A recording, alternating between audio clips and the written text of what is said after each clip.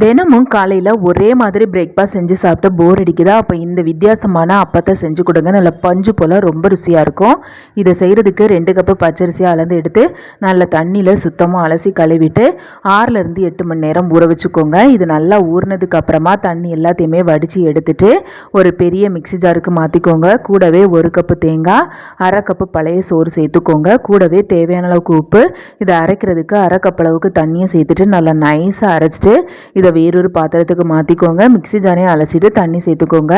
இப்போ இதோட 1/2 teaspoon soda உப்பும் சேர்த்துக்கோங்க. சேர்த்துட்டு இதை நல்லா கலந்துடுங்க. மாவோட பக்குவத்தை பாருங்கள், தோசை மாவு பக்குவத்துக்கு இருக்கணும். இப்போ அடுப்பில் ஒரு பணியாரக்கல்லை எடுத்து வச்சுட்டு கல் நல்லா சூடானதும் கொஞ்சமாக எண்ணெய் ஏதாவது ஊற்றிக்கோங்க. ஊற்றிட்டு ஒவ்வொரு கரண்டி மாவாக எடுத்துட்டு ஒவ்வொரு குழிக்கும் ஊற்றிட்டு மூடி போட்டு கொஞ்சம் நேரம் வேக விடுங்க. இந்த அளவுக்கு நல்லா உப்பெல்லாம் உள்ளே எல்லாம் மாவு வெந்ததும் அடுத்த பக்கமாக திருப்பி போடுங்க.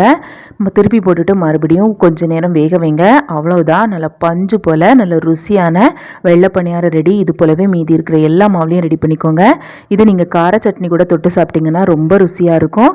அப்புறம் என்ன செய்யுங்க, சுவைங்க, ருசிங்க. ரெசிபி பிடிச்சிருந்தா சேனலை சப்ஸ்கிரைப் பண்ணி சப்போர்ட் பண்ணுங்கள்.